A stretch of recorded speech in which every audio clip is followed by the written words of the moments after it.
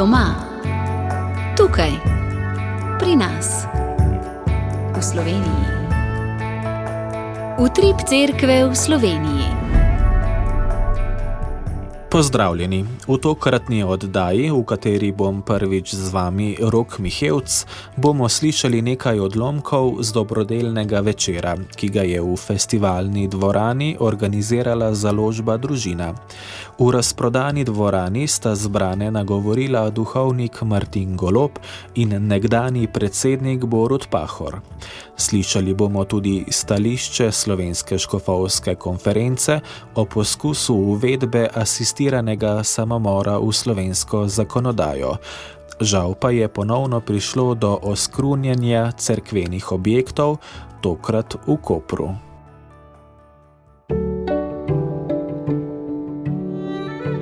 Radijska oznanila.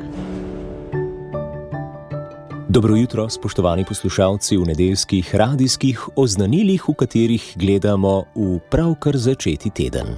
Svetniki v tem tednu. Jutri godujeta sveti Fabijan in sveti Boštjan, mučenca. V torek sveta Neža, devica in mučenka. V sredo goduje sveti Vincenci, diakon in mučenec. V četrtek goduje sveti Henrik Suzo. V četrtek je tudi spomin za roke Marije in Jožefa. V petek je godovni praznik svetega Frančiška Saleškega, škofa in cerkvenega učitelja. V soboto spreobrnitev apostola Pavla.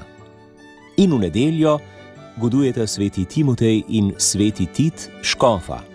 Prihodnja nedelja bo tretja med letom, nedelja Božje besede. V današnjem gospodovem dnevu. Danes se spominjamo smrtnega dne božjega služabnika Friderika Baraga. Umrl je leta 1868 v Združenih državah Amerike. Dopoldan bo v Trebnjem, v župnijski cerkvi Marijinega vnebovzetja, ob 10. uri sveta maša in molitev za beatifikacijo božjega služabnika Friderika Ireneja Barage. Maševal bo monsignor Franci Petrič. Dopoldan bo v Ljubljani v evangeličanski cerkvi Primoža Trubarja ob 11. uri evangeličanska božja služba, pri kateri bo pridigal nadškof Stanislav Zore. Ponedeljek. V ponedeljek bo v Celju, v župnijski cerkvi svete Cecilije ob 18:30 ekumensko besedno bogoslužje predstavnikov katoliške, pravoslavne, evangeličanske in binkoštne cerkve. Udeležili se ga bodo celjski škof, evangeličanski škof, duhovnika Srbske pravoslavne cerkve in superintendent binkoštne cerkve. Po ekumenskem bogoslužju bo Milada Kalezič predstavila svojo duhovno avtobiografijo Vsa moja resnica je v njem. Torek. V torek bo v Veliki Polani v župnijski cerkvi Srca Jezusovega redni mesečni molitveni halasov shod za beatifikacijo božjega služabnika, duhovnika Danijela Halasa. Ob 16:30 bo molitvena ura in ob 17. sveta maša.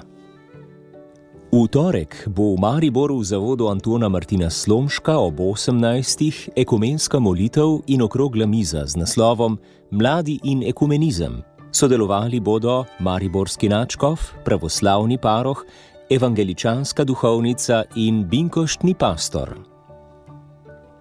V torek bo v Ljubljani v župnijski cerkvi Marijinega oznanjenja na Tromostovju ob 19. uri sveta maša za edinost kristjanov, ki jo bo daroval ljubljanski pomožni škof Franc Šuštar. Sreda. V sredo bo v Mariboru v stolnici svetega Janeza Krstnika ob 19. študentska sveta maša, ki jo bo daroval župnik univerzitetne župnije Primož Lorbek. Po maši bo ekumenska molitev v duhu Tezeja. Četrtek.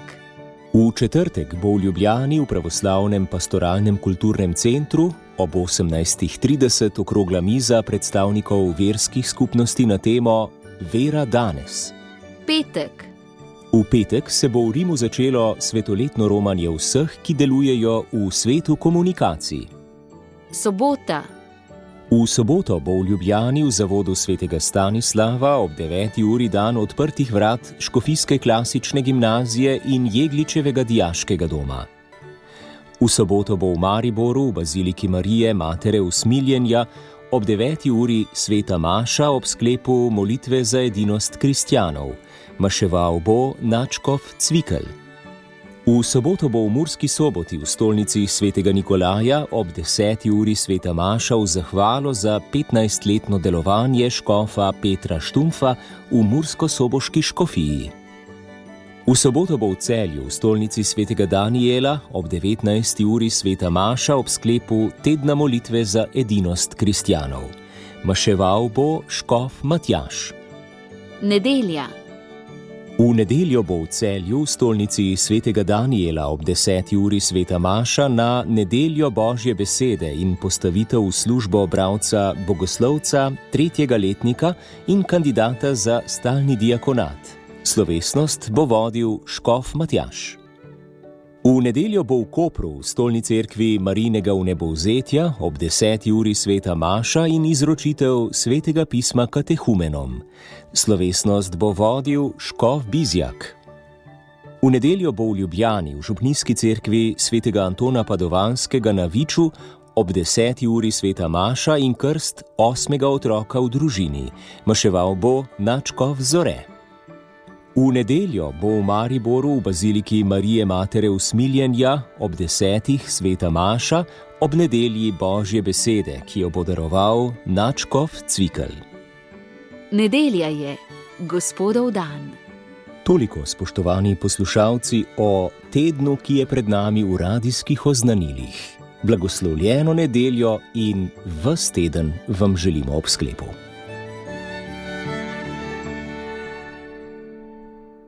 Razprodana festivalna dvorana je prejšnji četrtek gostila dobrodelno obarvan večer. Zanj sta v organizaciji Založbe Družina in Zveze prijateljev mladine poskrbela duhovnik Martin Golob in nekdani predsednik Borut Pahor, ki sta poudarila pomen dobrega. V sproščenem vzdušju je dogodek povezovala voditeljica Nuša Lesar, za glasbeno popestritev je poskrbela Monika Avsenik. V prvem delu dobrodelnega večera sta Pahor in Golob v motivacijskem nagovoru delila svoja razmišljanja, izkušnje in poglede na vero, upanje in ljubezen. Prisluhnimo obema nagovoroma. Če bi govoril človeške in angelske jezike, ljubezni pa bi ne imel, sem postal brneč bron ali zveneče cimbale. In ko bi imel dar preroštva in ko bi spoznal vse skrivnosti in imel vse spoznanje in ko bi imel vso vero, da bi gore prestavljal, ljubezni pa bi ne imel, nisem nič.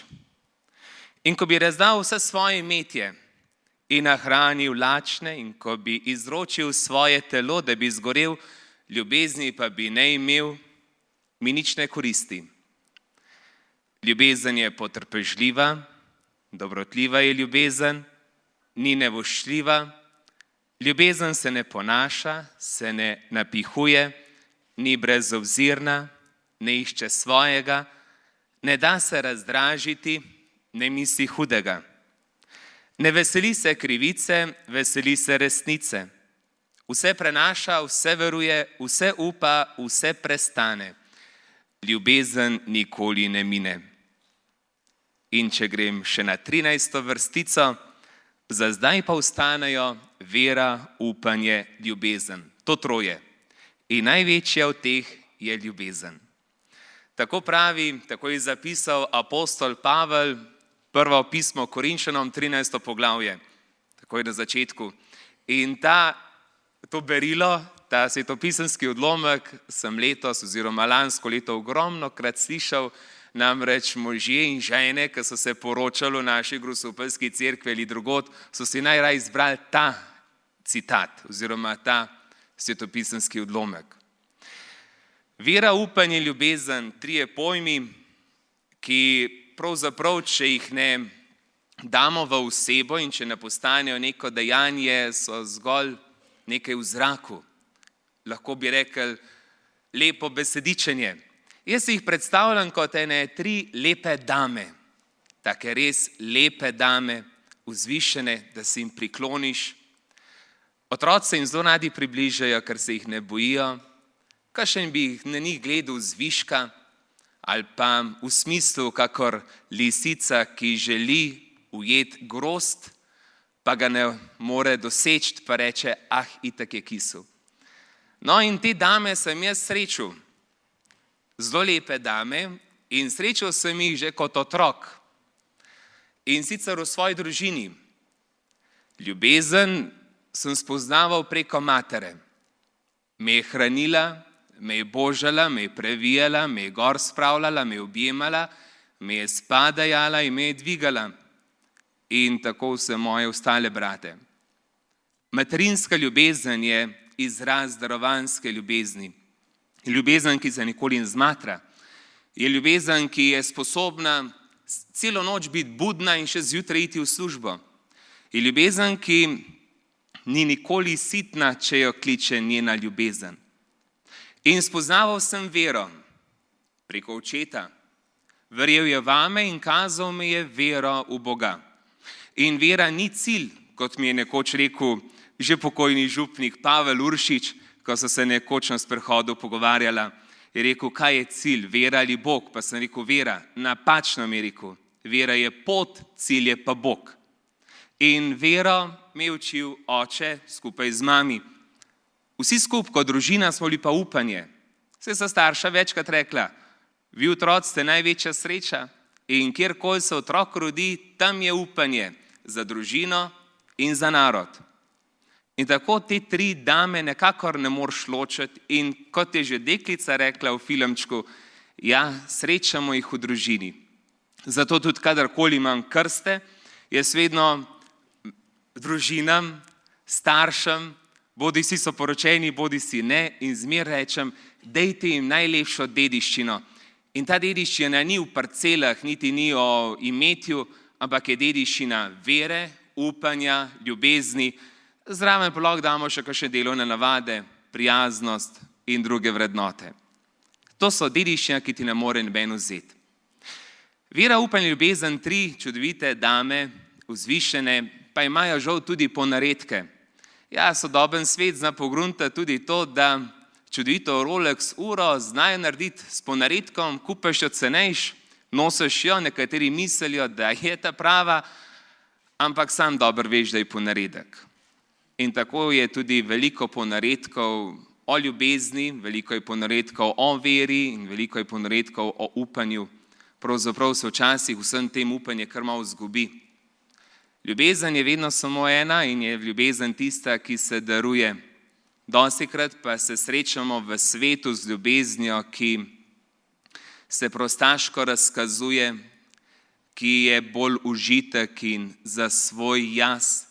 Ljubezen, ki dostikrat vzame in rani in prizadane. Ljubezen, ki stremi k ljubiti samega sebe.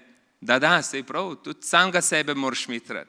Pa vendar ljubezen, ki usrečuje, vedno tista, ki daje. Tudi na področju vere. Rekli so mi, verjem v sebe. A kaj, ko samega sebe tako hitro razočaram? In se lotem kakšne stvari, pa zelo hitro znam tudi past.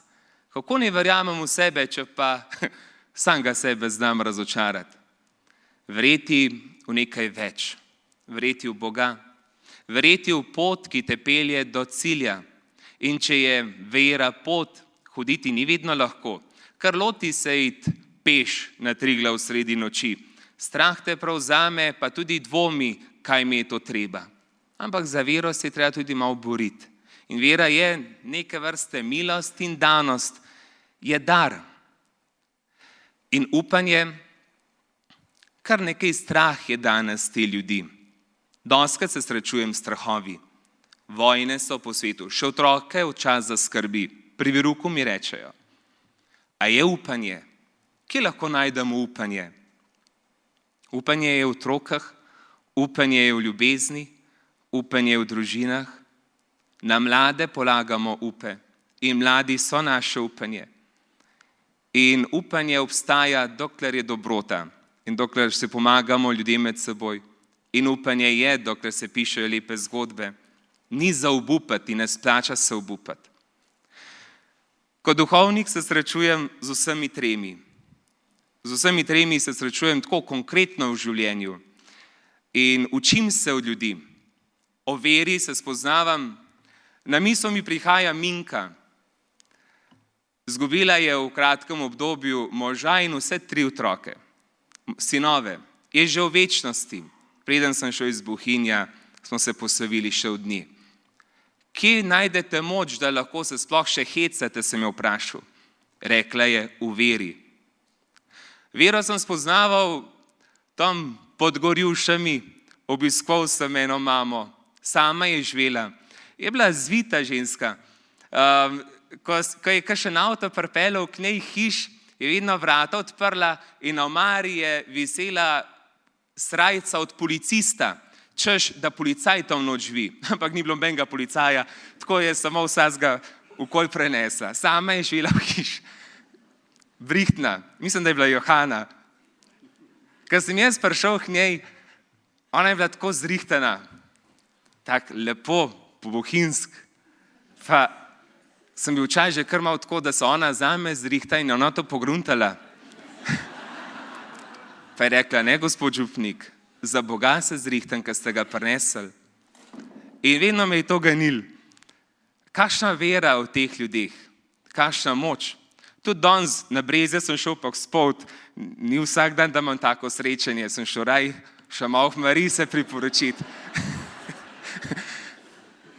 In srečen Gospod, ki reče, molite za mojega sina, bolan je, ampak verujem, da bo v redu, verujem. Vera gor drži. In vera je res ena moč, ki človeka poganja.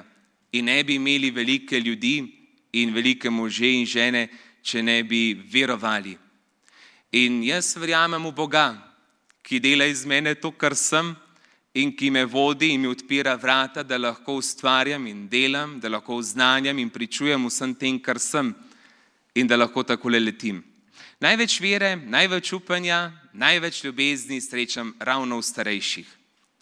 Starejši so preizkušeni, tisti, ki so majčkeno že skoraj pozabljeni, tisti, ki so večkrat sami, mnogo boljkrat kot mi, mnogi v domovih za starejše.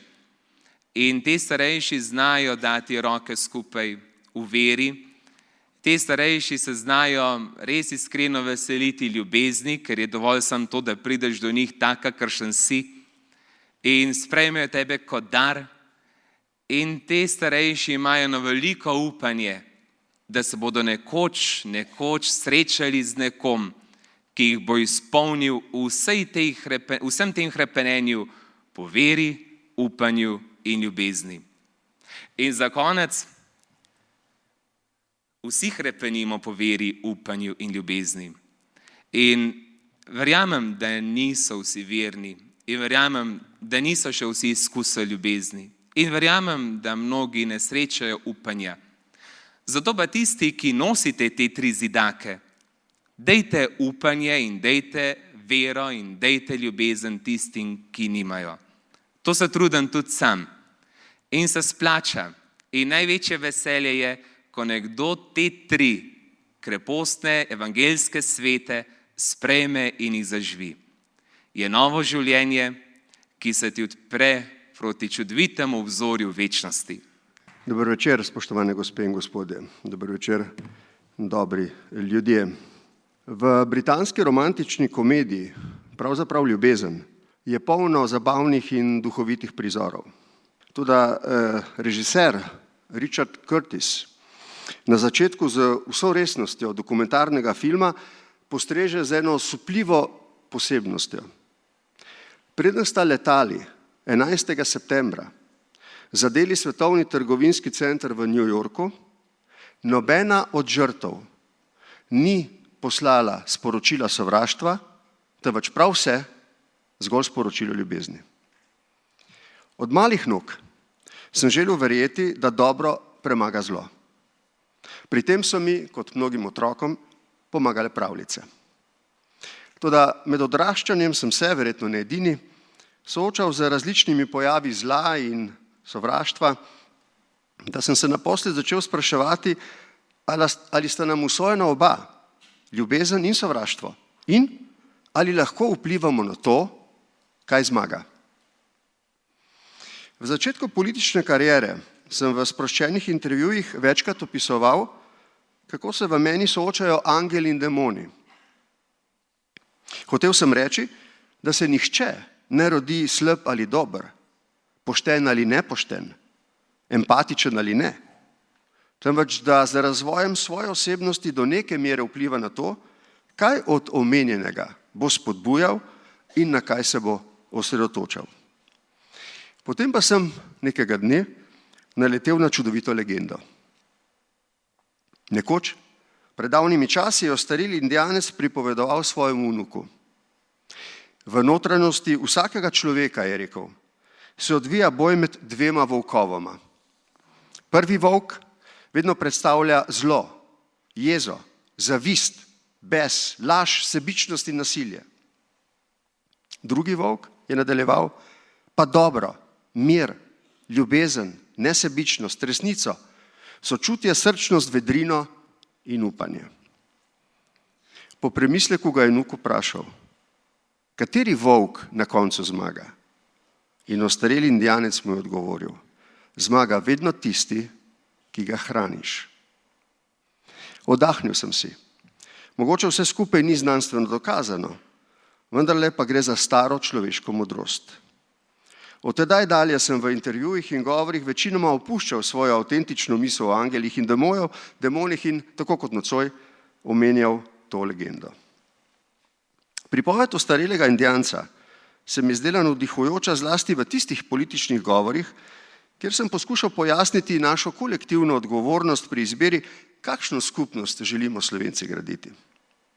Toda najprej in predvsem se moramo zavedati pomena lastne odgovornosti pri odločitvi, v kakšno osebnost se želimo vzgojiti mi sami.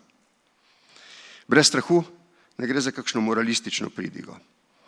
Gre zgolj in samo za spoštovanje spoznanja, da nas zlo in sovraštvo zelo omejujeta v stremljenjih po uspehu v osebnem in v javnem življenju.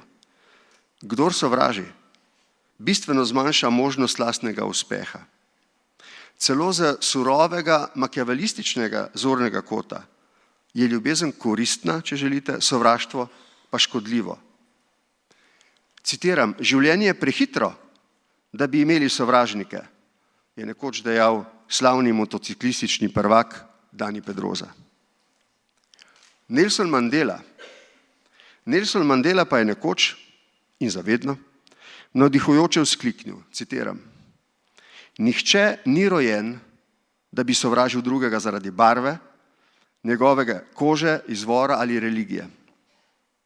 Ljudje se morajo naučiti sovražiti.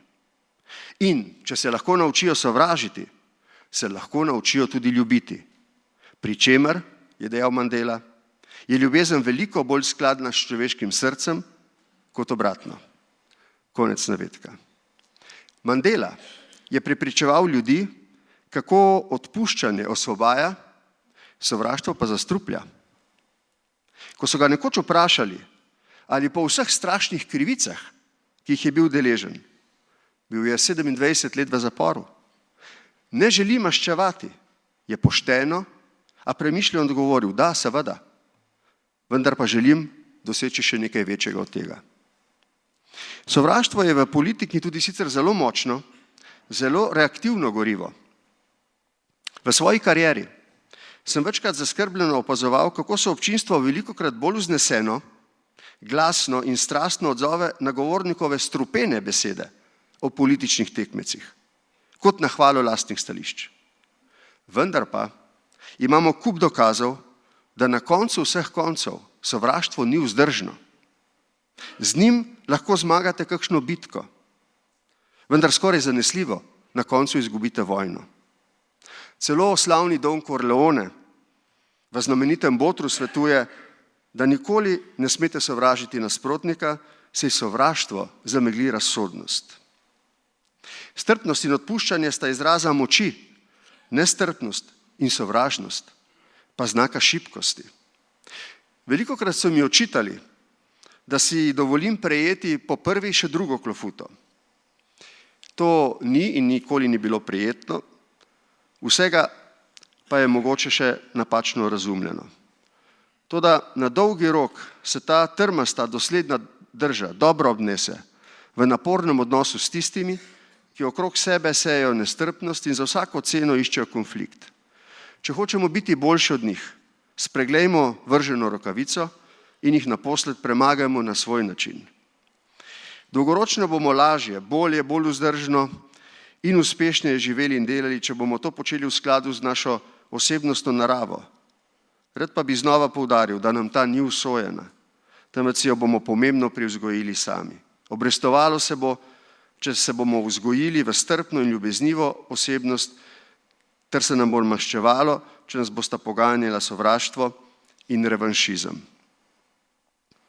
Zaradi vsega navedenega sovražnosti torej ne podcenjujemo, nasprotno, zavedajmo se njene nevarne privlačnosti in moči.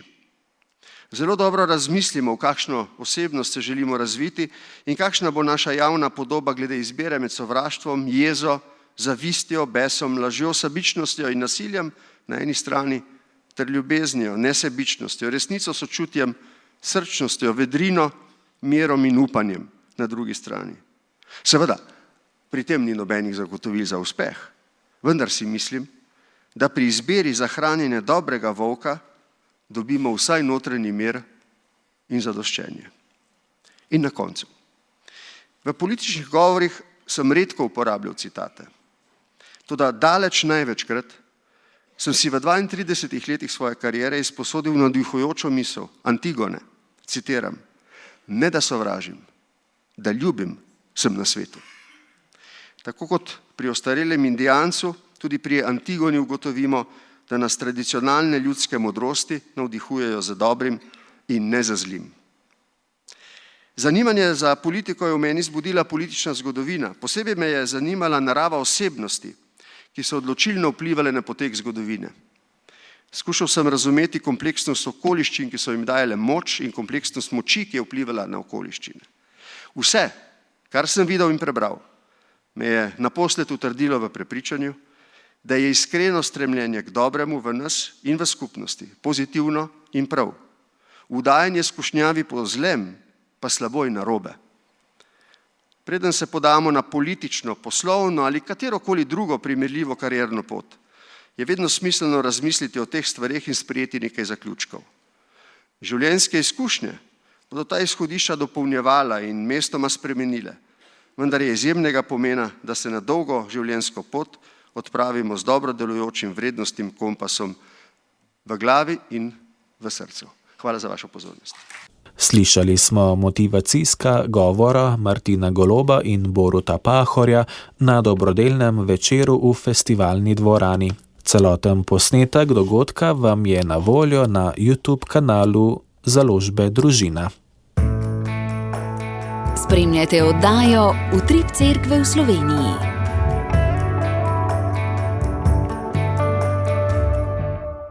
Na redni seji v Novem mestu se je v ponedeljek sestal stalni svet Slovenske škofovske konference, ki deluje kot ožje delovno telo v sklopu zbora škofov. Uvodoma so se spomnili na 13. januar 1992, ko je Sveti sedež med prvimi priznal neodvisnost Republike Slovenije. Nato so obravnavali tekoča vprašanja, med drugim so sprejeli izjavo o predlogih zakonov, ki v zadnjih tednih razburjajo slovensko javnost, predvsem pa vernike in vernice. Več Petra Stopar. Z tiskovnega urada Slovenske škofovske konference so po seji stalnega sveta sporočili, da škofe skrbi vnovičen poizkus uvedbe asistiranega samomora v slovensko zakonodajo, o čemer se je katoliška cerkev z drugimi krščanskimi cerkvami in ostalimi verskimi skupnostmi že večkrat jasno opredelila. Tiskovni predstavnik SŠK dr. Gabriel Kavčič. Škofje želijo poudariti, da bo takšen zakon ovrgal doslej temeljno civilizacijsko normo, da je treba vsako človeško življenje ne glede na zdravstveno stanje brezpogojno spoštovati. Gre za prvi korak k razvrednotenju človeškega življenja in dolgoročnemu samovoljnemu odločanju o tem, kdo ima pravico umreti, pozneje pa tudi, kdo ima pravico živeti. Takšen zakon bi imel po besedah škofov za posledico pasivno prisilo k samomoru, pri čemer se ranljivi, bolni in ostareli, vedoč, da obstaja izhod, začnejo čutiti prisiljene, da se v svoji bolezni in ranljivosti umaknejo v smrt. Rešitev škofje vidijo v pomoči in bližini umirajočim in njihovim svojcem, zato naj država več sredstev nameni celostni paliativni oskrbi. Predlog zakona o medijih pa po mnenju škofov predvideva nedopusten in avtoritaren nadzor nad svobodo izražanja, še povzema dr. Kavčič in nadaljuje. Tako imenovane neprimerne vsebine in sovražni govor bodo kaznovani z denarnimi kaznimi ali odstranjenimi vsebinami. V javnem prostoru vsekakor ne sme biti mesta za sovražni govor, skrbi pa jih, da bi lahko bila tako označena tudi legitimna mnenja, ki izvirajo iz verske svobode in prepričanj posameznikov, cenzurirana in sankcionirana torej strani inšpektorata. Po prepričanju stalnega sveta SŠK bi lahko bili na udaru še posebej mediji, ki pogosto objavljajo katoliške vsebine. Slednjič škofe skrbi tudi predlog novega nepremičninskega davka z 1,45% davčno stopnjo na posplošeno tržno vrednost stanovanjskih nepremičnin, ki bi močno prizadel slovenske župnije in druge ustanove. Škofje odgovorne spodbujajo, naj državljanov dodatno ne obremenjujejo. Verski delavci, verniki in vernice z lastnimi sredstvi in velikimi napori vzdržujejo cerkveno imetje. Dodatni davek na nepremičnine bi pomenil udarec vsem tem naporom in še bolj obremenil svobodo verskega življenja v Sloveniji. Je v izjavi še poudaril stalni svet Slovenske škofovske konference. Spremljate oddajo Utrip cerkve v Sloveniji.